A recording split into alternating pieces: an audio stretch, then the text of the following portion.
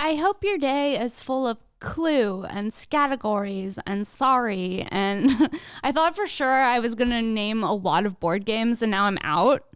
I'm straight out of board games, sweetie. Taboo. You gotta have Taboo. Taboo's a classic, baby. Hi guys, welcome back to another episode of Shank. I'm Sara Weinshenk. We have an amazing episode of Shank for you with the one, the only Brittany Schmitt. But before we get into this week's episode of Shank with Brittany Schmitt, there's just one thing I want to tell you about, and that's Oh Yeah socks. Oh yeah. Look down at your feet right now. Are you wearing socks? If you're not wearing socks, ask yourself why, you dirty little piggy. Buy some socks. Head over to ohyeah.com. That's 3 O's HYEAH.com. Discount code Sara10. They have so many unique socks to choose from, whether you're into the Brady Bunch or Bob Ross or Dungeons and Dragons or Aliens or pizza.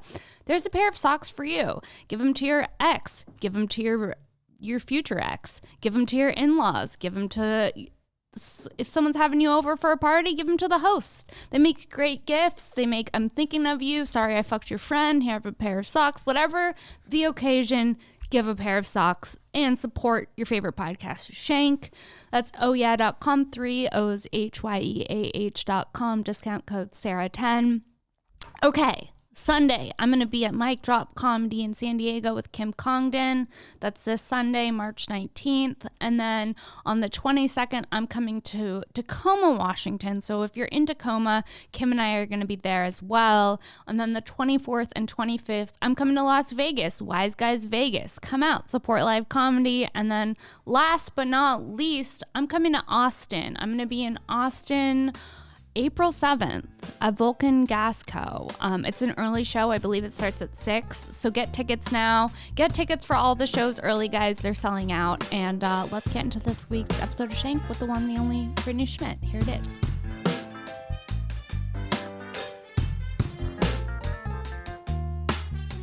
Hi guys, welcome to another episode of Shank. I'm Sara Weinshenk, and today's guest is the one, the only Brittany Schmitt. Hello. Hi, I'm super excited to have you on the pod because I don't know anything about you. Oh, great. That's a good start. That is a good start. Yeah. I'm going to learn a lot. Or not. Or not. I'll just keep it all from you. It's just, I'm going to be prying. Yeah. I'll just give you fake answers for everything. You're like, I really feel like I know her. And afterwards, it's just all not real.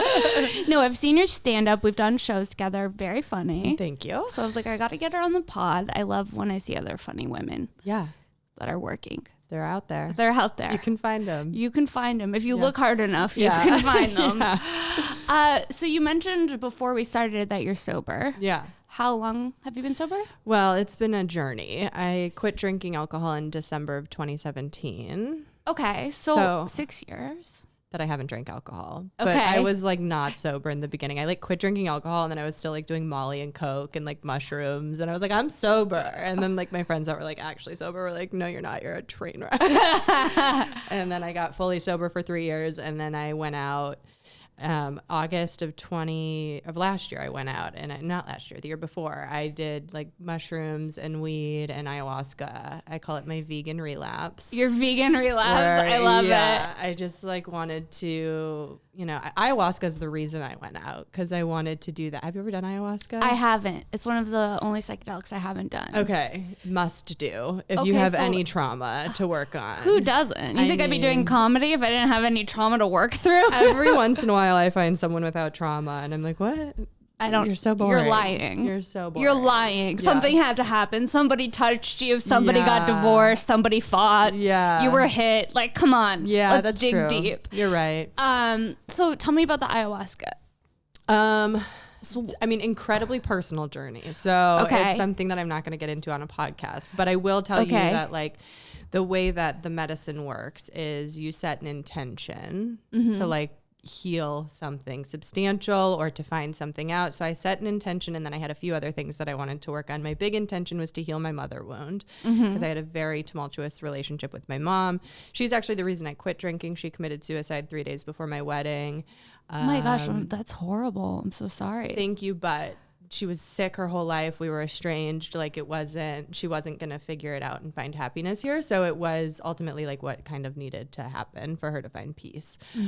So I went in to heal the mother wound, came out with so much information about her life and sort of the trauma that got passed down to me from her. And then there was just like other things that I wanted to work on that were more minor. Like, if I get mad at someone, I can like obsess about it until I'm dead. You know what I mean? Where I'm like, or if I like hold a grudge, I'm just like that person can run my fucking life. Like I'll wake up and be like, what is this fucking person up to? Like I like look at them on social media. Like you can do one wrong thing to me and I'll be like, what's this fucking cunt up to today? You know what I mean? Yeah. But I was like, this is so unhealthy. Like I absolutely need to stop doing that. And I remember the medicine just said, people only have the power you assign them. So it's like you can take the power back at any time. And the second that you stop talking about them, thinking about them, whatever it is, they don't exist in your life anymore. I like that. It's perfect. Yeah. So where did you do ayahuasca? So also can't say that, but I will do it. I mean, it's here. It's in LA. Okay. There's a group of shamans running an ayahuasca circle. There's always a group of shamans in LA running around. Yeah. I can give you their information, but yeah, it's all very like private. Okay, cool. Yeah. And so because it's highly illegal. Yes, it's highly illegal. I live in Topanga Canyon, so there's ayahuasca everywhere. Everyone's a fucking shaman. I'm like, let me guess, shaman, breath worker, healer. Yeah. Like my neighbors are healers. It's a whole fucking thing. Are they good ones? Yeah, a lot of them are. Yeah. I feel like once you decide to like make the move to the canyon, you're deep in the game. 100%. I was just out there doing a hike the other day with this guy that I'm dating. We did the Red Rocks hike. That's one of my favorite hikes. It's the best. Yeah. And I took him out there. He's like, what is this place? And I'm like, yeah, this is like, it's an acid trip. It's the best. Yeah. Yeah. I moved there during the pandemic. I was like, I've had enough. Yeah. And that's where I live now. And do you love it? I love it. Yeah.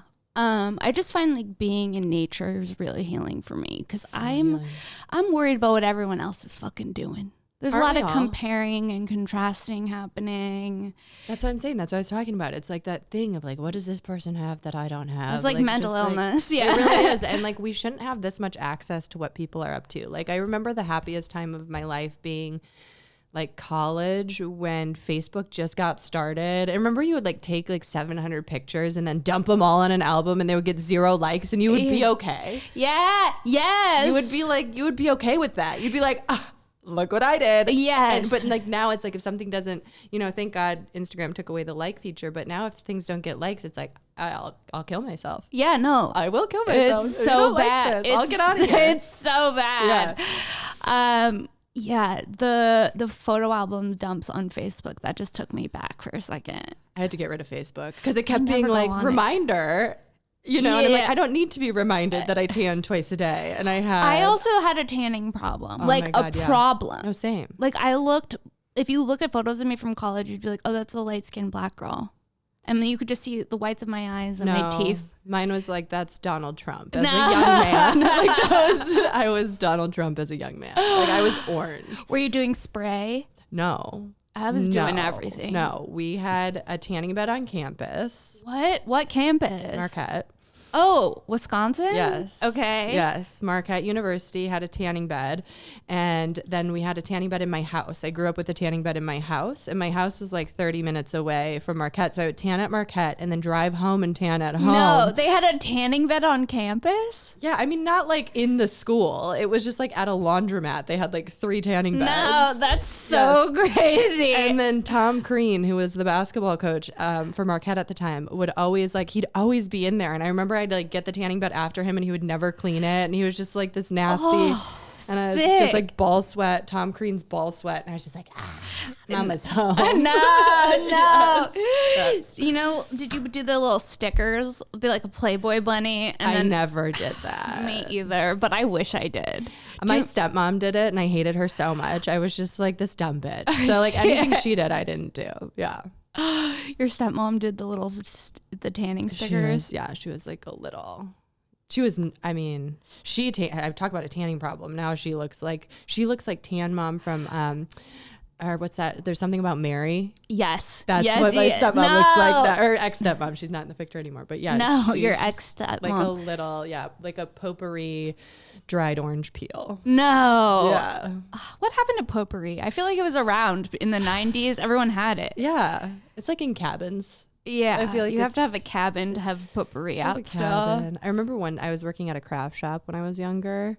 It's like literally stuff that you would put in a cabin. It's like bear statues and like all this shit. And they had potpourri, and then they had potpourri oil. And I was like, oh, this smells good. And I was hooking up with this guy, and he was coming to the store, and I was like, oh, I'm going to put this on. And I put it on my body because I didn't have perfume. And I like broke out in the hives everywhere. And then I like read the label. It's like, do not put this on your skin. And I'm like, well. Oh my gosh. So you were married? I was married. For how long? 5 years. Wow. Mm-hmm. I've never been married. Would you Congrats. do it again? Yeah. You would? Yeah. So you're not pessimistic about marriage? Post. I don't think it's a great idea. But I didn't think it was a good idea when I did it the first time. I never thought I was going to get married. My whole thing was like, I'm never going to get married. Fuck that. Fuck the system. Da da da da da. And then I met my ex-husband, and I was like, I don't want to be with anyone else, so I'm going to marry you. And then, you know, that didn't work. But like, I have this thing where I always say, like, I've always said I don't want to be married. I don't want to have kids. And every time I swear something off, I do it. Like, so I'm just like, I'm going to stop making myself look silly. Right. So you don't think you want kids, but you don't want to say I want kids. You do? Yeah, no, like I fully, like at least one. See, one feels manageable. One's fine. One's fine. Mm-hmm. When you start getting into 2, 3, I'm like, how's that happening? Yeah, I'm not a farmer. Like I'm not trying to like raise a whole, like I can't. Right. Can't do that. What about pregnancy? Would love a surrogate. Same. I'm freezing my eggs right now. You are? Mm-hmm. I need to start doing that. How old are you? I'm 35. Yeah. Now's How old the are time. You? 33. Oh shit. You're on it. I'm on it. But I'm also like, yeah, I know that I want a surrogate. If I accidentally get pregnant, whatever, but I want a surrogate too. Yeah, I don't want to fuck my body up. Everyone like that's like every mom's chief complaint is like, I miss my pre-pregnancy body. Unless you're a Kardashian and you can just pay for a new body. Yeah, or get Ozempic. Yeah, well that stuff scares me. Everyone looks insane because they're losing all the fat in their face and they look dead. I know. Everyone looks insane, and I'm like, I also just like am very disappointed that skinny came back because like it was so unhealthy the first time. So that was like one of my mom's things was she was like obsessed with being like hot and thin, and like she looked like me now before she got her well, I don't know, she might have had an eating disorder the whole time. Eventually she got an eating disorder and she was just like a rail, and I'm like, this isn't the fucking look. No, like, it looks sick. I like girls with a little like something you can yeah mm-hmm. Yeah. I mean, because for a while we were doing body positivity. I was all for that. What happened to Lizzo? Oh, she's still out here. I know, she didn't get any Ozempic. Where's Lizzo's Ozempic? If Lizzo got Ozempic, well, the world would stop. You think so? I was watching this TikToker that did Ozempic and then got off of it, and she said the rebound off of it. You gain so much weight. So insane. So I'm like, I can't wait for the fat Kardashians. Same. The fat wave? Yeah, the fat like when Khloe comes back to like OG Khloe. Khloe's never coming back to OG Khloe. Drunk driving Khloe was the best Khloe. Are you kidding me? That was like my one ally on the Kardashians. She was just like fat and ate food and told everyone to go fuck themselves. Yeah, the best. She was the best.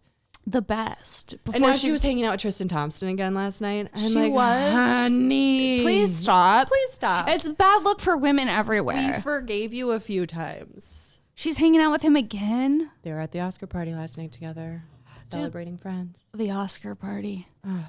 The Vanity Fair job. What a hand job of an event. I wasn't watching the Oscars. I was looking at the Oscars. I was watching the Jimmy Kimmel monologue. Can you imagine spending that much time and money getting ready and then having to sit in those fucking seats? Mm-mm. It's like theater seats. It's like you don't even get a fucking table. It's like I am Brad Pitt. No. And I'm sitting in a peasant theater seat. No, awful. No. Awful. So you were married for 5 years and then... let's get back to the divorce. How long have you been divorced for? Well, we signed all the paperwork in September. Okay. California has a mandatory 6-month freeze, so any day now I should be legally divorced. Okay, so how's dating post-divorce? It's so interesting. I'm not like actively doing it. I literally told the universe, I'm like, if you want somebody in my life, put them in my lap. Because I went on Hinge for like 48 hours. I just licked the mic because I got so disgusted. Hinge, why is it so bad? I mean, it's just unoriginality and like people trying to be something they're not. The voice notes? All of it. Just, I want to FaceTime you first to see. I'm like, I don't FaceTime fucking anyone. Yeah.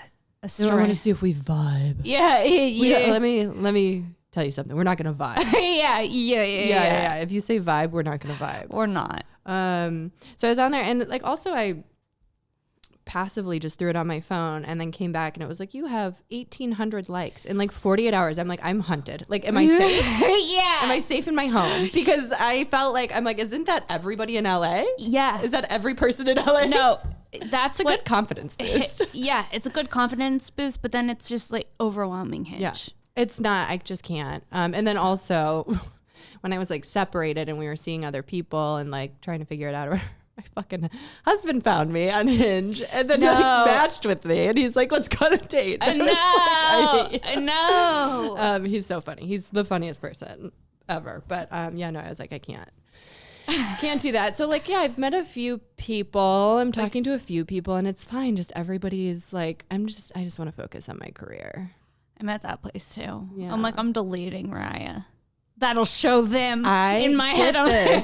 Gag on fucking this. I can't even get on Raya. My ex-husband, who's not in the industry, got on Raya before. Why are you not on Raya? They won't let me in. I'll give you an invite, Thanks. a friend pass if you want it. I've gotten so many of them and they're not. I'm like, somebody must have told them to not let me in. No. Can I tell you something dark? Yeah. My friend who's now dead, I looked on Raya. It said they wanted me to refer them to Raya. And I was like, maybe if I would have referred her to Raya, she would be alive still. Maybe she wouldn't have killed it. Did she kill herself?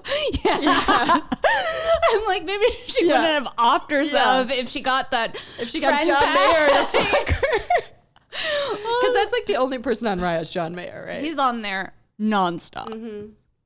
He's been on there the whole time. And I've been on and off.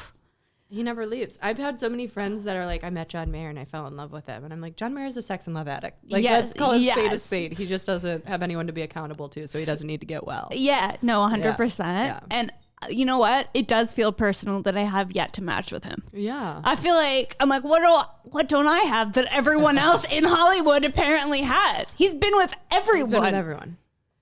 Well, he kind of looks like a wet sock. Like, I don't really think you're missing out on too much there. No, but if it was John Mayer, like 15 years ago. John Mayer, I feel like you get an STD if you fuck John Mayer. One, if you're lucky. Yeah. Many if it's raw. Many. Yeah. Like one would probably jump past the condom. Dude. Crabs. Crabs. Crabs is the one that's going to jump. Ugh. Yeah. Ugh. It's so, and also like the older I get, the less into like just fucking people I am. I can't do that as a sober person anymore. Yeah, in my 20s, I was like, anything goes. I popped so much pussy in my 20s. Yeah, same. I had a guy that I'm like kind of talking to ask me the other day, God bless him. He's like, have you ever had a one night stand? Of course. I almost threw myself out of the car. I was like, a one night stand? I have no idea who I've had sex with. Like, I'm like, what are you talking about? Okay, sometimes that happens to me too. Like, I'll think of somebody from my past and I'll be like, either we had sex or we were just really good friends, but we probably had sex. See, if I can remember them, I can remember if I had sex with them or not. But Not there's me like always. a black hole. Same. And it's so normalized in your 20s. Alcoholism is so normalized, especially if you're in Wisconsin. 20s. In our 20s, the new wave, Gen Z is very soft. What's up with Gen Z? They're not having sex. They're not having sex. They're on their phones. They're not drinking. They're not partying. Ugh. They're a fucking snooze. I'm so glad I'm not Gen Z. What do they do? What is Gen Z? I think they're trying to save the world. I feel like they're all in K-holes, maybe. Yeah. Ketamine seems to be making its wave. Ketamine scares me. Ketamine, but I've heard a lot of great things about it. I've seen people's personalities change drastically from ketamine, like in a negative way. And it's being, hyped up as being medicinal and stuff. I'm more into, like a horse tranquilizer to me, that scares me.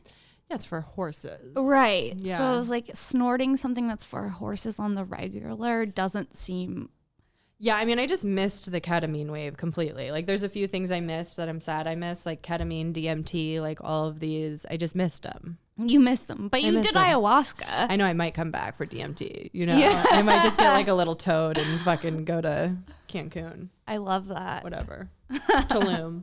Tulum's where they have the toad ceremony. It's just like, you can like walk down the street and go do DMT, like blast to another dimension and then like go to a tiki hut and... Or you could just go to Topanga for the day. They have it all. I feel like it's actually all at my house. Yeah, it's in my backyard. Mm-hmm. It's in the geodesic dome in my backyard. So do you meditate? Are you into anything like that? You do every day? Mm-hmm. What is that like? What's your meditation? I do transcendental meditation twice a day, 20 minutes. Twice a day, 20 minutes. Yeah, I wake up and I journal. I do my morning pages for 3 pages, and then I do meditation for 20 minutes. I leave my phone in the other room, so I don't even grab my phone until I'm done with that stuff. Does it make a huge difference?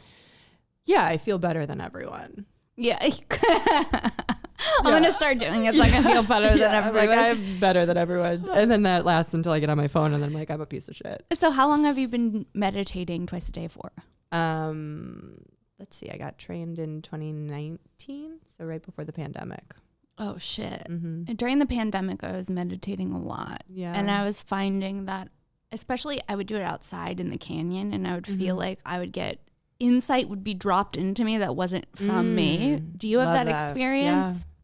Yeah, when I meditate, I'm focusing on my mantra, so I don't get like a ton of insight, but I get a ton of peace. I get like very grounded. Yeah, that's awesome. Yeah. Have you been on any really bad dates since being single? I haven't really like put myself out there. Like, I got on Hinge and I got off Hinge. Right. And then I honestly haven't even like taken the risk of going on a date with a stranger. Like, I'll meet someone out in the wild, which is like old school. That's the way to do it. It is, because I'm also like an energy person. So like, if my energy doesn't connect with you, I don't even want to take the risk of going and sitting through a meal with somebody who I'm not energetically connected with. Nothing sounds worse. No. I would rather sleep. I would rather eat by myself. I would rather sit on my couch and eat cereal off my stomach. Like, I just don't have like we said in our 20s, like I gave so much energy to everyone. And I'm like, I realized I'm an introvert and I don't have that energy to give to people anymore. It's hard enough to go do stand up and then have to be nice to people afterwards.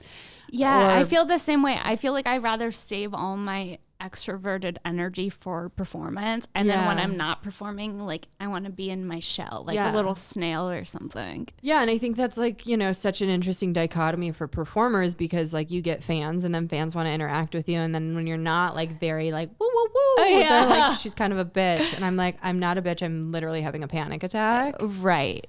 Yeah, and I'm freaking out. But yeah, no, I haven't had any weird, I don't think I've had any weird dates. No, nothing. I mean, like,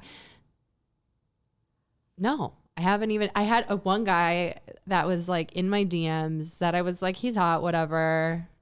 He lived in Miami. So I was like, this isn't even a threat. And then we were like talking, and he got like way too clingy too fast. Like, he would wake up and be like, good morning, queen. Like, how's my blah, blah, blah. Like, and I was just like, this is a lot. If you were Brad Pitt, I'd be in. But like, you know what I mean? I was like, this is too much. And he was like very like, how's your show? How's this? Like, just like asking me questions about things I didn't tell him about. So he was like watching me, and I was like, this is a lot. And then he's like, I'm flying to LA to see you. And no, that just gave me the chills. I know. He's like, well, don't worry, I have work in LA too. And I was like, okay. And then he got to LA, and I was like, I can't see you. You freaked out. I freaked out, and I just was like, I'm not ready. Like, I don't want somebody being possessive over me. I don't want somebody like I just got out of a marriage. Right. Like a whole ass marriage. And he was saying like crazy shit. Like, how's my baby mama? How's like my next wife? Like, and I'm just like, get the fuck out of here. No. Which is like all the things you want to hear from the right person. From the right person. But it was like, after you've met them before in real life. Right. Not in the DMs from someone. No. Yeah. I mean, like, he was hot. He was successful. He had all these things going on, but like that, like when you're that clingy into me right away, no. A red flag. And then I had my astrologist run his chart, because I do that with everyone. I'm like, I'm not fucking around this time.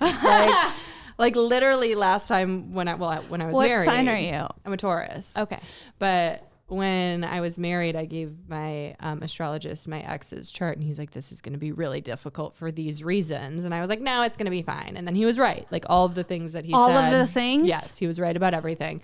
So I'm like, I'm not fucking around this time. And I gave my astrologist this guy's chart, and his birthday, and he ran his chart, and he was like, no, he's like, you can fuck this guy. He's like, but you absolutely can't date this guy. He's going to be possessive. He has a really bad temper. He has like X, Y, and Z, like told me like everything. And so I was just like, when he got to LA, I was like, I don't even want to fuck him. Why would I want to fuck him? You got more from your astrologist than I get from my therapist. Oh, he's the best. I need your astrologist. Oh my God. But so, do you ask for people's birth time? Yeah. See, sometimes I don't want to give them the satisfaction of letting them know mommy's running the charts. Oh, I'm just like, I have a term for it. It's astrologically gangbanging. I'm I am fucking running your chart. I'm not wasting my time. So everyone I meet, like even if I meet him and I'm just like, oh, he's kind of cool. We kind of had a little spark. I'm like, what's your birthday? When were you born? And if he's afraid of that, then it's not going to work. Yeah, you're not the one, man. Have you started freezing your eggs? So on Wednesday, I go in for the first time. This is the craziest thing. Okay. So my girlfriend just froze her eggs, and I was like, I didn't want to like do the research to look for a good doctor. So I was just like, just tell me who you went to. And she's like, I went to this clinic. It doesn't matter what doctor. She's like, the experience was okay, whatever. So I make an appointment. They're like, what doctor you want? And I was like, honestly, I do not care. And, they make the appointment and the name's like kind of familiar, but I don't really remember anything. And I go in for the first, appointment, and this doctor's like, I know you. And I was like, of course. I'm like, you know, my comedy. Like, I'm just like egomaniac.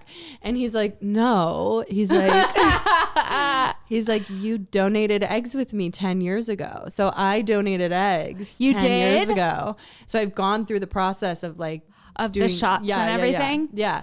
And he's like, yeah, you were one of my donors. He's like, there's a 9-year-old in Santa Monica, and it's like a little boy. And he's like, it's yours. And I'm just like, whoa. But I was like, that was like for me, kismet, where I was just like, oh, this is meant to be. This is because I went through it with this doctor. He was wonderful.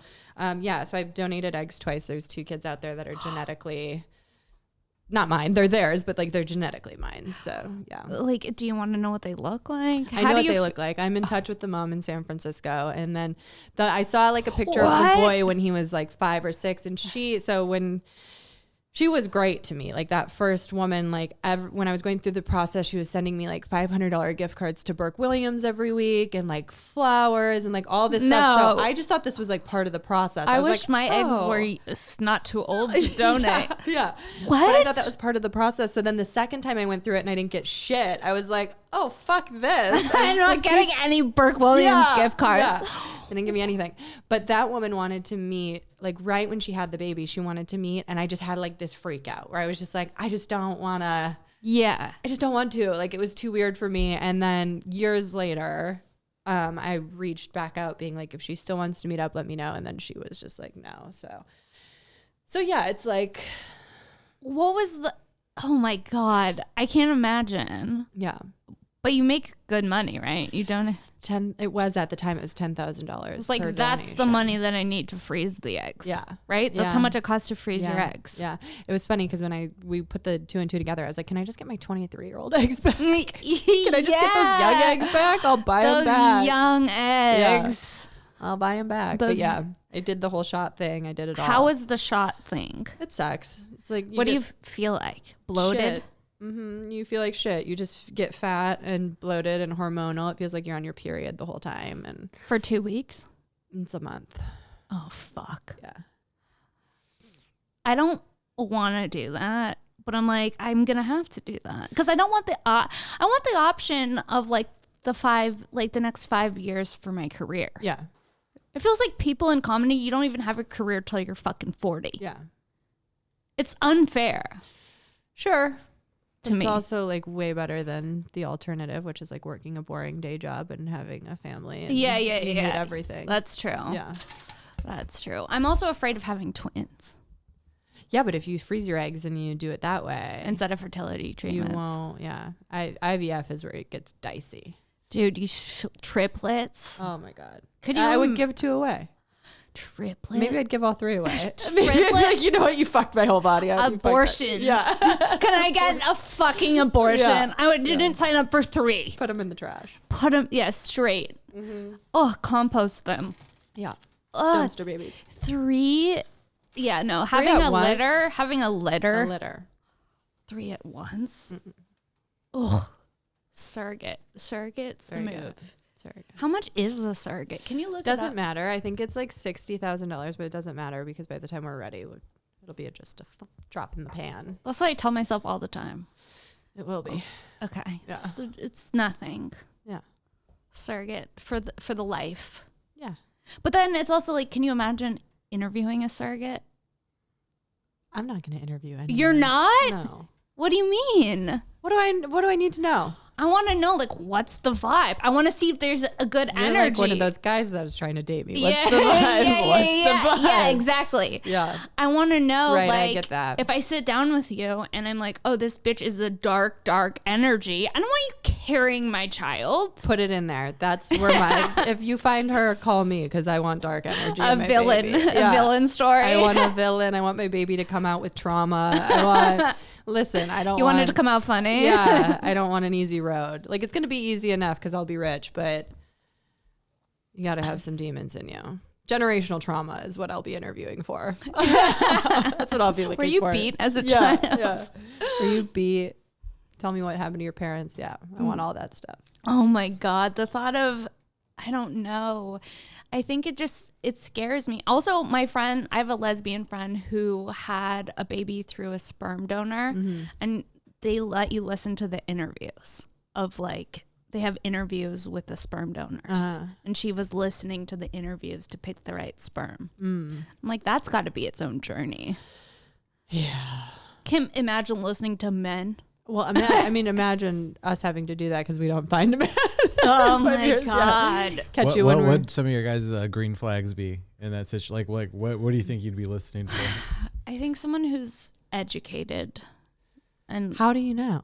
Did you see that movie on Apple TV, Sharper? No. Oh my God. What happened? Well, it's a great movie, but it's about this guy who basically finds this heroin addict and, like, gets her clean and basically gives her this whole backstory to go con somebody. So just, like, teaches her how to speak and what to say and, like, how to just fucking con someone out of it. Like, so I'm just like, I don't even believe people that sound smart anymore because I'm like, someone could have just taught you to sound that way. Also, the other thing is everyone's like, oh yeah, college diploma.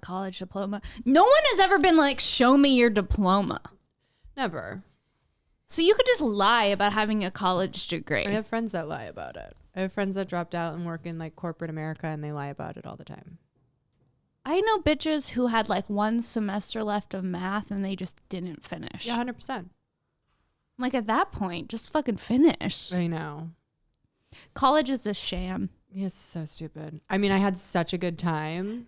In Wisconsin. What was the vibe at, like, Marquette? A lot of drinking. If you ask me about a vibe one more time. 99% of this conversation has been me asking about a vibe after you mentioned in the beginning that I hate vibes. People that ask about vibes. Yeah. Yeah, partying, but, like, I didn't party on the campus. I partied in downtown Milwaukee, and it was great because the Bucks were there. The Packers were up north, and then the Milwaukee Brewers were there, and it's a small town. There's literally like 3 clubs. So it was just like all athletes in the clubs, and then like me sneaking in with my fake ID and fucking basketball players. That sounds fun. I went really to a bachelorette party in Wisconsin, and it was the most I've ever drank in my life. Yeah. Yeah. I'm not a good drunk and I'm not a good drinker. Yeah, no, it's so normalized. It was like a beer tasting. I'm like, I'm sorry, I had 2 beers, I'm wasted. Everyone's just like starting. Yeah. No, it's a lot. The culture is very drink heavy. Yeah. Yeah. They have they just did a survey of the 50 drunkest counties in all of the United States, and 41 of them are in Wisconsin. No. I believe that. Yeah. I fucking believe that. So how long have you been in LA for? 12 years. Okay. So what was the biggest thing that you noticed moving from Wisconsin to LA in terms of like lifestyle? It's all different. Yeah. Yeah. I mean, I came out here being like, I'm never going to change. Like, green juice, yoga, you guys are fucking weak. And then, I always thought I would eat red meat. I mean, I still eat red meat, but like I was always just like, I'm going to stay Wisconsin. And then it's like, you just can't. It's not even healthy. Like the people that like you go back to Wisconsin and you're like, you're all unwell. Yeah. You're all like drunk and bloated and having heart attacks. So yeah, it's all different. It's like the focus on like therapy and mental wellness and like all of that stuff. Like in Wisconsin, it's like people just drink through their problems. A handful of people are going to therapy. They haven't even really heard about it there. You know what I mean? Like it's just like, right. Yeah. People are more focused on wellness here. And then also it's like, it's strange because it's like there's sunshine and then nobody's like some of the least friendly people in the world. Like nobody, like they won't make eye contact. Like I have this new experiment in LA where I try and smile at people just like on the street. And like it is your natural reaction. Like when you're a baby and someone smiles at you, it's your reaction. Back. You smile back. Yeah. You have to train yourself to not respond that way. And like I'll watch people have like a mental breakdown when I smile at them. Like cause they're just like, and they just start like twitching and I'm just like, are you okay? Yeah, and then you could just smile back. It would be so easy. But like people are so angry. It's so interesting because I never realized that I'm from here. So people smiling, I never realized that was the thing that people do until I went to Austin. And I'm like, people are fucking nice here. Yeah, they're nice everywhere except for the East Coast, except for New York and here. Everywhere you go and people are like, hey. And it's like. But the thing about New York is like I appreciate it because it's like you get what you get. Like no one's sugarcoating it. In LA, sometimes people will be nice to you and then you're like, I feel like they want to kill me even though they were nice. Yeah. But that's not nice. I'd rather have you just be mean. Yeah, that's what I mean. Yeah, it's like just hit me with what you really are. They don't even know. That's the problem. That's true. Do you do acting stuff too? Yeah. Are you auditioning? Yeah, I've auditioned for a bunch of stuff, but it's nothing's landed yet. But you know, I stay auditioning, baby. Yeah. Yeah. Do you audition for commercials? No. Dude, nothing worse than auditioning for a commercial. Yeah. They'll be like, make it your own, okay? I know. You're at Arby's. Yeah. And someone brings you a sandwich. Quick reaction, but make it your own and make it funny. And I'm like, what's happening? Yeah. Like it's roast beef. It's roast beef. Yeah. But if I get this, it could pay my rent for the next 2 years. So like, I feel you. That's when I get in my head. Yeah, I used to work in advertising, so I've like been in those audition rooms on the other end. Oh shit. And you just realize like it would actually probably be comforting to you to know how much goes into it that has nothing to do with how you reacted or how you did. Like it's so much of the client being like, I want this person saying this thing, looking like this. Can we get this person that acted that way but looking like this person? Yeah. But like put them together and it's like we're creating you know what I mean? So it's like there's so many factors that go into it that like people are like, oh, it was so close, I thought I had it. And it's like it has nothing to do with you. Yeah. It's like these mentally ill clients like thinking, you know, that this person is going to make or break their fucking ad. Have you had any really bad auditions? No, so I like didn't even really start auditioning until it was all self-tapes. Okay. Yeah. So it's a newer thing. The self-tapes are rough because you have so much control over it. Like I remember when you would go in and then you're done with the audition and you're like, okay, my day's done. When you're at home taping by yourself, you're like, ugh, I guess I could do it again a little better. Like that part makes me crazy. Yeah, I don't have that in me. You don't? No, I'll do like 3 takes and then I'm like, whichever one my agent wants. I'm just like, you pick.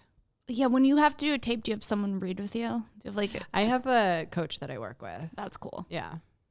Acting coaches make a big difference. Actually, that's how I started stand-up. I had an acting coach who was like, you're really funny, you should do stand-up. And then I just started doing stand-up. Oh, great. Yeah. How did you start doing stand-up?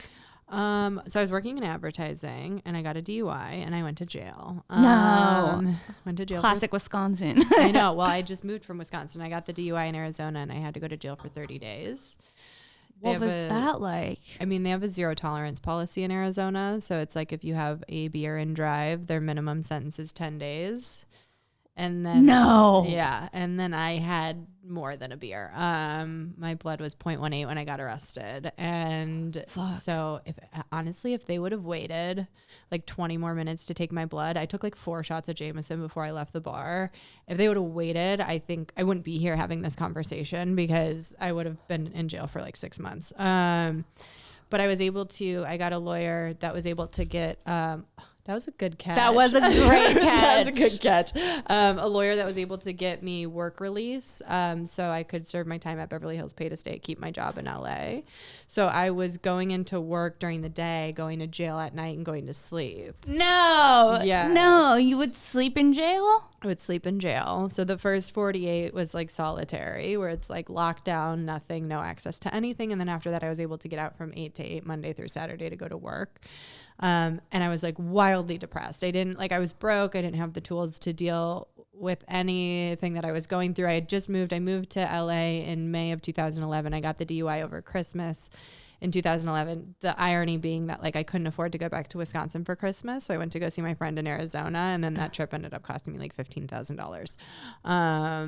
So yeah, I'm going in and out of jail, and this guy that I was sitting across from, this guy that I was sitting across from, he was the head of strategy, and he also did comedy. And he's like, I know you're like going through it right now. He's like, but you're really funny. And like, if you ever tried comedy, he's like, it's cheaper than therapy. And like, I feel like you'd be really good at it. And I was just like, I just can't even like take this on right now. Like I'm literally sleeping in jail and I'm broke. And like he kept suggesting this comedy writing class to me that was like $700. And I was like, I absolutely cannot afford that. And then he ended up quitting to go perform for the troops overseas. So he like quit the job. He's like, I'm going to do comedy full time. And then he would call me all the time and be like, did you call that teacher yet? Did you call that teacher yet? And I was like, no. And then I finally just called the teacher and had this conversation. And the teacher was like, all right, the class starts in like 2 weeks, $700. And I had to sell my car to pay off the DUI. And I had like a little money left over. And so I just was like, all right, fuck it. And I did the class, and it was like I think it's like a 4-month-long class. And then the end, the showcase is like you get on stage and you do comedy at the Ha-Ha. The first stage that I ever got on. But then they film it, and then you're able to like send that out to bookers or whatever. So yeah, I did that, and it went really well. It was one of those things where like, after I got off stage, I was like, oh yeah, this is what I was born to do. Like I've had very few experiences in my life where it was like, it would just felt like the world just like opened up. Right. I was just like, oh my God, it was the best night of my life. Right. And I've been married and divorced. So I've had some good nights, Yeah. I've been married and divorced. Yeah. So funny. Yeah. That's awesome. That's a crazy story. Yeah. Sorry, I spilled my Diet No, that's Coke. Fine. Will you get a napkin or something? So after you're sleeping in jail, at what point do you decide I need to get sober? Oh, many years. Many years. When I was in jail, I was leaving work early to get drunk. No. And drive myself back to jail drunk. No. Yeah. And I was in there for a DUI. I didn't have a driver's license. And I was like, these cops are so fucking stupid. I was having them validate my parking. I was parking in the Beverly Hills parking lot, having them validate my parking. I'm like, they're never even going to catch me. No. That I'm fucking driving here and I don't have a license. No. They were so dumb. I was like, everyone a couple years ago was like, we need police reform. I'm like, I've known this for a while. These guys are idiots. Yeah. Oh my God. So what was the final straw that made you be like, I need to be sober? My mom's suicide. Your mom's suicide. Yeah. Because I drank at her. Like so much of my drinking was like at her because she was just nuts my whole life. And she was always like, you're going to be an alcoholic just like your father. Thank you. And I was like, I'll fucking show you an alcoholic. Right. And so like I partied at her and, she like would always just like beg for me to get sober. And like for so long, it really was something that was fun and I was having a great time. And like I figured out who I was drinking and I like found myself. And then at the end of it, like the last 2 years, I felt it starting to really take my life away from me where it's like I planned everything because I lived in Venice Beach and I planned everything where I'm like, okay, the party comes to me. I would plan parties at my house so that I could like get fucked up and then go straight to bed. And like, I wasn't doing comedy. I like quit comedy. Like I just like wasn't prioritizing my life. And then I just felt it like it wasn't fun anymore. Like I was waking up in the morning and I'm like, fuck, what did I do? And like, for so long, I never had that. I would wake up and I'd be like, woo, let's go again. Another one. Yeah, exactly. And then at the end, I was just like, oh, this is getting bad. But I couldn't, like, I wouldn't let myself quit because I was so obsessed with, like, proving to my mom that I could, like, have this life that she never had and this big job and this husband and, like, these friends and, like, all this stuff that she never had and drink. I was like, I can do it all. Right. And then when she died, I literally remember getting the call and being like, whew, oh, my God. Thank God. I was like a monkey was, like, lifted off my back. I was like, I can stop drinking now. I don't have to do this anymore. Like, where I was, like, trying to prove to somebody that, like, I could do it. And I just remember I was like, this isn't going to be easy. Cause, like, alcohol was literally my best friend, but I was like, yeah, I have to get better. So are you in AA? Yeah. Cool. Yeah. That's awesome. I've been to a lot of Al-Anon meetings. Yeah. I love an addict. One thing about me is I love to fuck an addict. I'm like, oh, you're an alcoholic? Come on over. Yeah. Let me fix you with my pussy. Yeah. And it never works. No, it doesn't. I'm like, oh, well, that's weird. I know. I thought for sure this pussy would be able to heal him. That was one of my biggest mistakes when I got divorced was, like, finding people in AA. I was like, oh, you have a month? Oh, honey, come on over. It's like, meanwhile, they're just trying to stay alive, and I'm, like, planning my life with them. Yeah. Insane. Yeah. It was also interesting dating a few addicts and then watching them go from being sober to not sober, sober to not sober, like, throughout the relationship. The way that they physically would change when they would stop drinking, they were, like, so much hotter. Oh, yeah. Less swollen. Like, I'm like, oh my God, you look literally 15 years younger. It's insane. I look so much younger than I did when I was drinking. Like, I had fucking jowls. I always thought I was the hottest bitch. Like, that is the problem, though. Confidence. I was like, I am the baddest bitch in this room. I'm like, why is nobody fucking me? Yeah, no, I always thought I was gorgeous. And then, like, I look back at those pictures and I'm like, yikes, girl. Yeah, that's like, I used to be addicted to Adderall, like, really, really, really bad. And when I see photos of myself, like, I look older then than I do now because it's, like, so fucking drying. And it's like, I'm really taking care of business. It's like, bitch, your closet might be color coordinated, but you're horrible to be around. When was that? I got clean off of it in 2019. So I've been off of it for 4 years. Okay. Yeah. And it was not my choice to get off of it. Oh, I went cuckoo bananas. It was, like, right around the time that Brody Stevens died. And I was really close with Brody. And I just stopped taking my Adderall because I wanted to sleep. And I was so upset about him dying that I was like, I just want to sleep. I don't want to be on this. I just want to sleep. And then I had, like, mental withdrawals, like, went cuckoo bananas. Like, I thought that the world was talking to me in, like, synchronicities, and, like, people were like, you're not really making sense. Like, I was in a psychosis because I just stopped taking Adderall cold turkey after being on it for, like, 10 years. And then I got sober. So, like, him dying is what got me sober. Yeah. Which is interesting because you have kind of the same story with your mom. Yeah. How long were you in the psychosis? I was in the psychosis for, like, 24 hours, 48 hours, but it was like, oh, that's not bad. No, but the stuff that I was doing in the psychosis was, like, embarrassing. It was, like, texting people that, like, I shouldn't have been texting, being like, this is a sign, like, kooky, kooky shit. And then I remember getting into the psych ward and being like, oh no, I don't belong here. These people are nuts. Nothing like a psych ward to make you get sober, though. Right. Nothing like a psych ward to make you realize you're not crazy, though. Totally.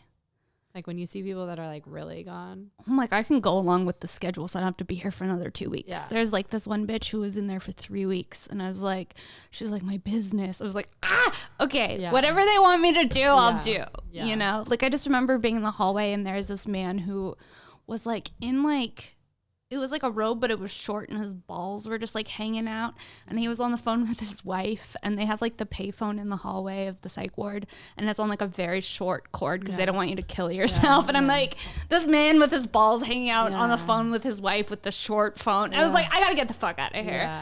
And I remember, like, the first day in the psych ward, I was like, I'm a comic to everyone in there. So I'm, like, doing bits, and I'm talking into the, I'm doing comedy in the psych ward. This is full psychosis. I don't know. I could blame it on psychosis. I don't know. But I'm using the pepper shaker as my mic. I get it taken away. They're like, I was like, what do you mean? Why can't I use your it? comedy needs work. I was like, can I get my mic back? Yeah. I was like, this looks just like a mic.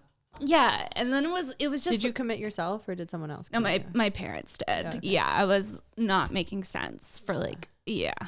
Which is also like when the cops come to take you to go to to the psych ward. It's a whole fucking thing. In my psychosis, I was like, I'm a princess and my chariot is here. Oh, okay, no. let's go. Yeah. Do they still have straitjackets? I didn't get put in one. Okay. So I feel like maybe they got rid of those. Do they still use straitjackets? Remember, it's like straitjackets are so scary. I know. It's like the men in the little yellow truck or whatever coming to take you away, and they put you in a fucking straitjacket. Oh my God! But I'm telling you, that shit was like the worst thing that happened to me. But also the best. The straitjackets are so scary looking. Oh my God! Let's put you in one. Just would you photo shoot in a straitjacket? Yes. Chic. Yeah, chic. In a chariot. Yeah. Oh my God. That would actually be really funny. That's crazy. And like a horse-drawn carriage, and you're just in a straitjacket. Yeah. Oh yeah. No, it was crazy. I remember also like you know, it being so dark, like I was like coloring with crayons in the psych ward, being like, this is fun. Oh, God, and then there's also like a music class in the psych ward, which was weird. Was there any temptation for you to go back to Adderall when you got out? No. That's great. Like I got so fucked up and scared by it, and I was addicted. Yeah. Like how many milligrams a day? Like 60 to 80. I had a doctor who I had this doctor who was like, oh, you have ADD? Okay, let me write you the prescription. And like it was kind of like winking and like writing the prescription for whatever I wanted. Yeah. And then years later, I read this article about how the fucking same doctor prescribed this girl pills and that girl ended up dying. The same fucking doctor, dude. Yeah. I had a doctor when I was like heavy in my drinking because I figured out at the end of my drinking that if I woke up in the morning with a really bad hangover, I could take a Xanax, go back to sleep for whatever it was, like 3 hours, and I would wake up and I'd be like a brand new bitch. Right. Like, ready to drink again. Was perfect. So I found this doctor, Dr. Monica, I forget her last name. She was this Asian woman, and she would just give me so much fucking Xanax. And she got disbarred. Like she ended up, like I went to go see her and they're like, yeah, no, she lost her license. And I was like, she should have. Honestly, she absolutely should have. She was giving me like 100 of them a month. And I'm like, what, no, do you think I am trying to kill myself? Because it's so fucking crazy. It was crazy how easily I could get it. Yeah. And now I'm so glad I'm not on it, because also I see there's like an Adderall shortage, and there's people on Twitter being like tweaking. They're like, I need my medication. It's like it's meth. Yeah. Yeah, they're meth addicts. Have you ever taken it? Oh yeah. When college, that's how I got through college. I would like snort a 30 and like write a 12-page paper in like an hour and a half, and then I'd be like, let's go fucking party and smoke like an entire pack of cigarettes, and then like lose friends, because like I was really mean on Adderall. I was too. Like anything like that I thought about you, part of myself. Yeah, I would tell you anything that I didn't like about you, which it's a lot of things for most people. Yeah. And like turns out they're all like, that's like one of the things my mom did. She didn't need Adderall to do it, but she would like precision insult, where it's like the thing you hate the most about yourself. I can see it like that quickly. Right. And like my mom would hold on to it for the right time, like the most devastating time. But me, the right time was when I was on Adderall, and I would just like tell people about themselves, and they're like, you're a monster. Like you're a bad person. And I remember my best friend, Kenny, my gay bestie, he was the one that was getting me the Adderall, and he's like, I can't give this to you anymore. He's like, you're so fucking mean on this shit. And I was just like, fine, I'll get it somewhere else. And I would like get it. Yeah. But like even now, cause he's still like, he was prescribed Adderall. He's like, you were the worst.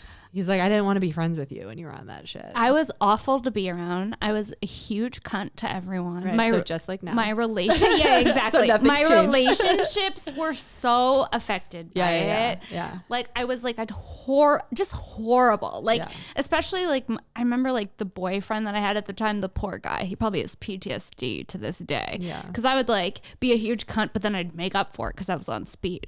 Like, sorry, I was mean to you. Here, I have a present. It's like, but anything to not have to get off the Adderall though. And then when you think about that, they're prescribing that to children.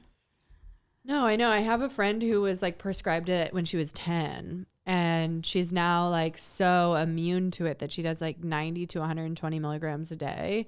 And that's just her baseline. Like that's just like normal. And like when that shortage was happening, she literally went missing, like turned her phone off, was like gone for like a week. And I was like, hey, are you alive? And she's like, I literally cannot live without this stuff. She's like, I've just been sleeping for the last week. No, like getting off of it was the hardest thing I've ever had to do. And it was so horrible that it's like, I never want to be on it again because I never want to be dependent on something like that. Yeah. It was horrible. And like,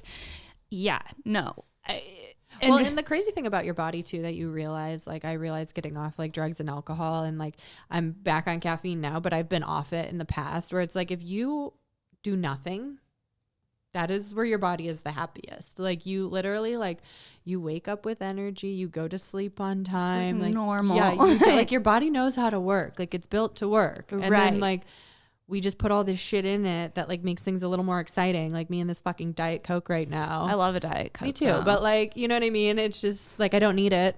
I know I don't need it. I'm drinking a sugar-free Red Bull. Yeah. I mean, I'm off Adderall, but I'm on this, baby.